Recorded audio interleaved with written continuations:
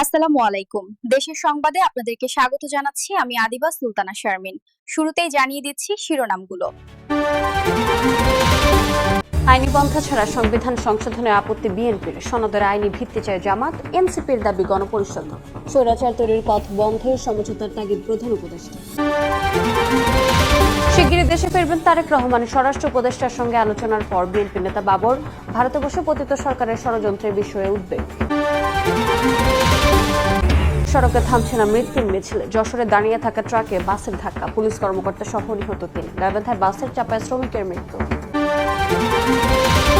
রাজধানীর উন্নয়ন কাজ যেন গলার কাঁটা। প্রধান সড়ক থেকে অলিগলি নিয়ম না মেনে চলছে রাস্তা খনন, পরিত্যক্ত পড়ে থাকছে দিনের পর দিন, ভোগান্তি সৃষ্টিকারীদের শাস্তির পরামর্শ। এবং সাইবার হামলার সর্বোচ্চ ঝুঁকিতে দেশের 36% ব্যাংক। নির্বাচনের আগে আরও বাড়ার শঙ্কা, রক্ষণাবেক্ষণে অনীহার সুযোগ নিচ্ছে হ্যাকাররা, দাবি খাত সংশ্লিষ্টদের।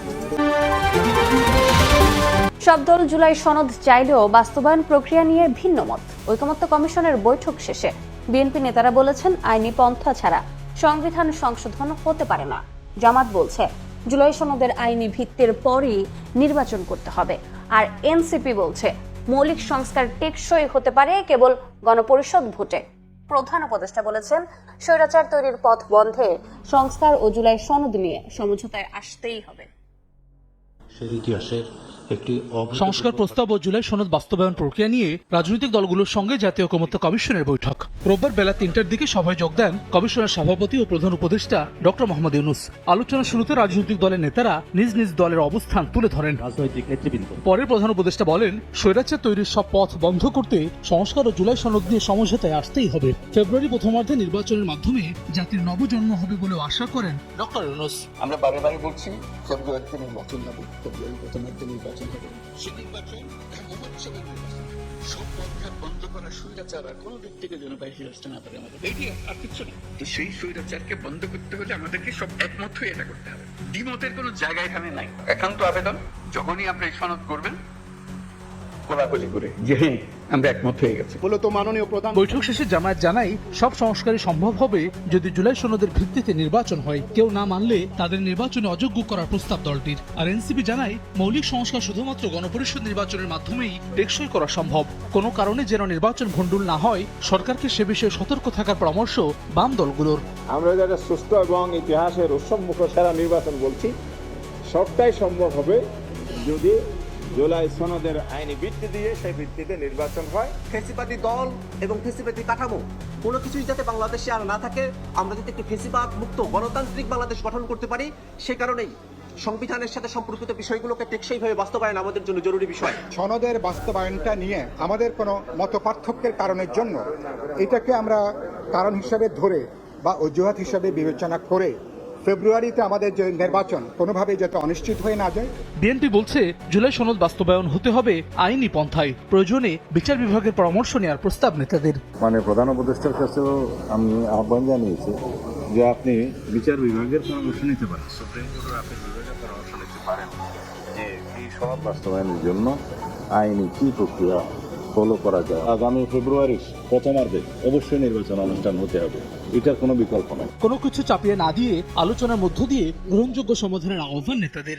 শিগগিরই দেশে ফিরবেন বিএনপির ভারপ্রাপ্ত চেয়ারম্যান তারেক রহমান। সচিবালয়ে স্বরাষ্ট্র উপদেষ্টার সঙ্গে বৈঠক শেষে সাংবাদিকদের প্রশ্নের জবাবে দলটির নেতা লুৎফুজ্জামান বাবর জানান এ বিষয়ে আলোচনা হয়েছে। ভারতে বসে একটি শিল্প গ্রুপের সঙ্গে মিলে নির্বাচন ভণ্ডুল ও দেশ বিরোধী ষড়যন্ত্র করছেন শেখ হাসিনা। এ বিষয়ে স্বরাষ্ট্র উপদেষ্টাকে অবহিত করেন বাবর।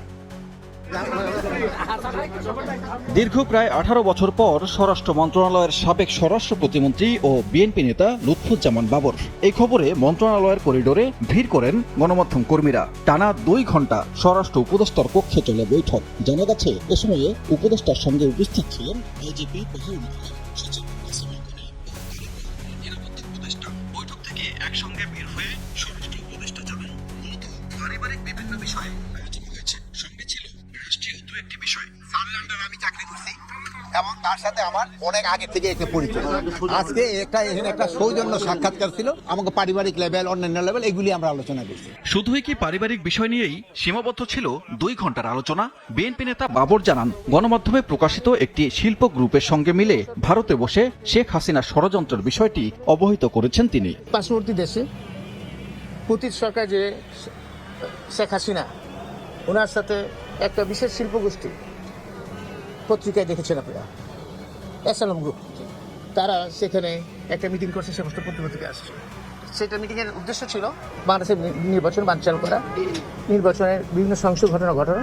এটা তো একটা উদ্বিগ্নের জায়গা। সাংবাদিকদের প্রশ্ন ছিল তারেক রহমানের দেশে ফেরার বিষয়ে কোনো আলোচনা হয়েছে কিনা। জবাবে বাবর জানান, আলোচনা হয়েছে, শিগগিরই দেশে ফিরবেন তিনি।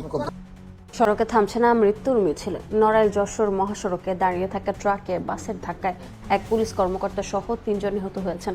এদিকে গাইবান্ধায় বাসের চাপায় এক শ্রমিকের মৃত্যু হয়েছে, আহত হয়েছেন আরো 3 জন।